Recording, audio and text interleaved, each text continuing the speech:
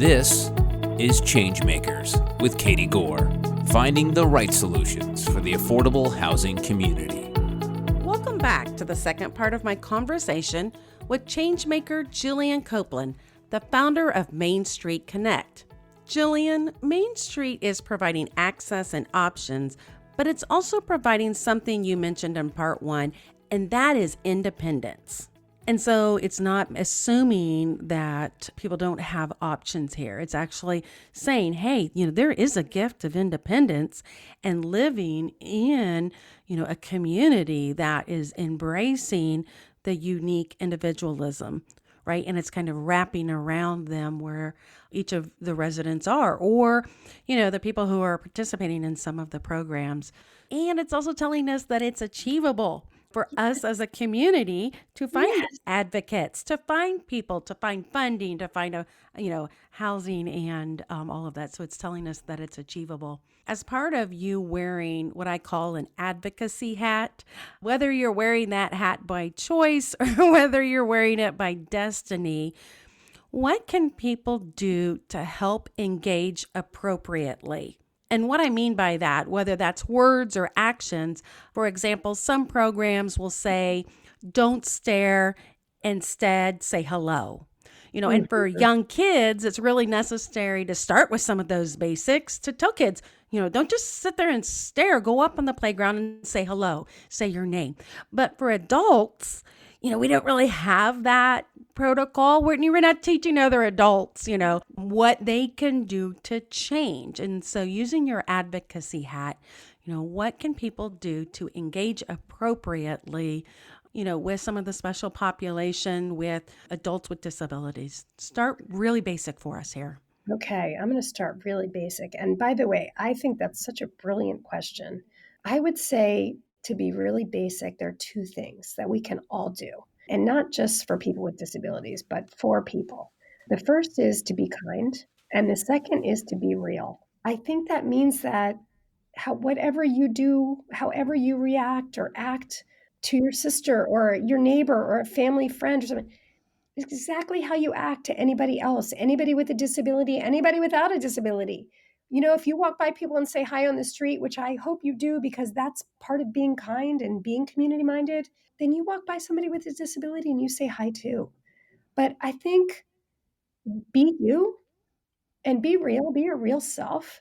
And I think, now I don't have a disability. I mean, I probably have a lot of disabilities, but I maybe don't have a diagnosed disability. And so I don't want to speak for people with disabilities, but I think that I have heard people say, yeah, I'm in a wheelchair. Don't look at the chair. Look at me.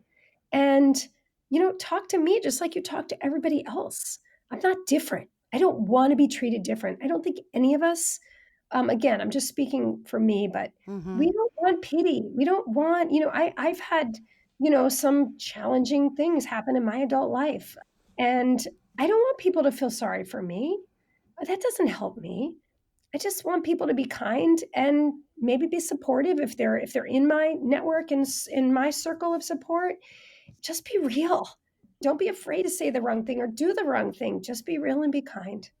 There was a report from the National Fair Housing Alliance that was recently published, and it said that about 56% of housing discrimination cases nationwide were reported it was based upon disability, and that the discrimination, that was the reason that the discrimination was occurring.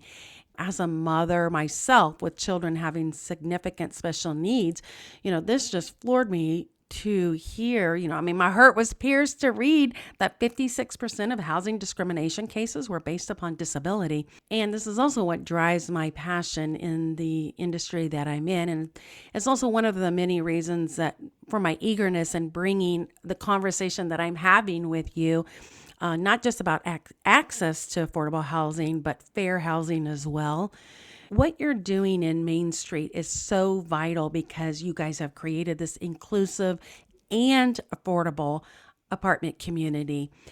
The ribbon cutting ceremony, from what I understand, just occurred a few months ago or earlier this year, and it's actually the first of Montgomery County's apartment complex with designated units for people with disabilities. So tell me, we've talked about it a little bit earlier. You said it was 70 units, and work through the funding mechanism. You mentioned private donations and the Department of Health. Walk through us how you made this come to fruition.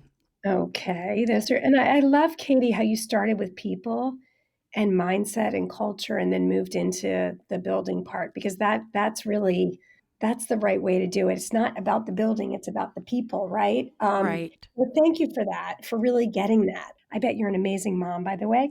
Um, so Thank you. I bet you are, and I'd love to hear your story too. So our capital stacks, the building is about a $31 million building, and we received low income housing. They're called LIHTC credits. I say I had absolutely nothing to do with any of this. My husband and his amazing team at RST Development, they are the sole reason why we are where we are. So they received the LIHTC credits, which are very competitive and difficult to receive. And they, I think, worked on for a whole year, their team, to complete the application. And then we were lucky enough to receive the credits. So that's $15 million. And then my husband wrote a grant to the Department of Health and Mental Hygiene, and we received another between 2 and 3 million. We only just don't know because the last budget for 2021 with COVID hasn't totally been approved, but it's somewhere between 2 and 3 million to help us build with an inclusive philosophy, because that's our DDA is very progressive and they want to support inclusive opportunities for people. So we then did a handful of private fundraisers and went to some friends and family and foundations, and we were able to fundraise about $5 million, between $5 and $6 million. We received a loan from Montgomery County, the Housing Initiative Fund, and that was a $2.5 million loan. So we got that. And we will, have a mortgage on the building, and we are hoping to keep the building sustainable through a couple different revenue sources, revenue streams.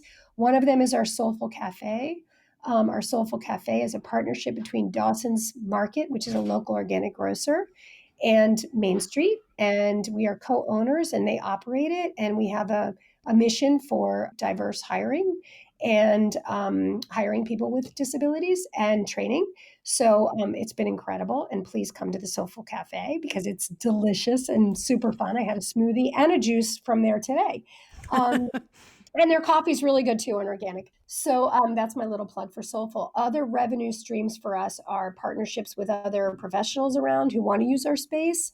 The culinary arts, for example, I told you one of our spaces is a commercial kitchen, so people are going to be renting that. We have a couple local chefs coming in. I think ABC News is coming in with a couple of these chefs to produce some shows in our kitchen. It's absolutely gorgeous. And we have other, revenue streams from apartment rent coming in, and the building is almost fully occupied. We're about 90% rented right now. And we have Kennedy Krieger, that's the life arm affiliated with Johns Hopkins University, is renting space from us to run their core transition program out of here. So we have other revenues coming in as well.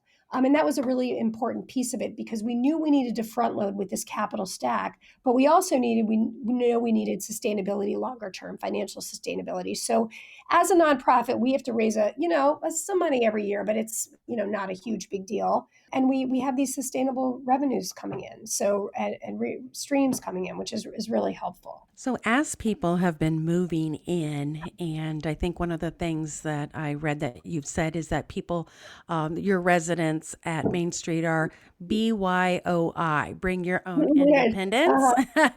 So, as people have been moving in, what is the favorite thing that you've seen or heard from your new residents? That's a really great question. You are filled with them. I was doing a tour yesterday with a family friend, and then they brought a couple of their family members, one with autism, who came to see Main Street. And a couple of Main Street residents were walking by, and I stopped them and said, "Hey guys, what do you like or don't like? What's your take on Main Street? What is it?" And actually, my son's roommate was down there, and he said, "I love it here." He said, "I feel like I'm an engaged, important member of the community." I just loved that. Here's a 24-year-old young male who hasn't felt engaged or an important part of his community. And now he is just by living at Main Street. I've also loved a couple other things that are notable or that are just marked in my mind. Watching young adults move in and them having the power, the authority, the independence to like say to their parents, no, I don't want to put that couch there. I'm going to do it over here. This is my apartment that I get to set up. Those are really big moments for me. They may not seem big, but I think they are. I see people walking taller, feeling empowered, smiling wider. It's just a really beautiful thing to see.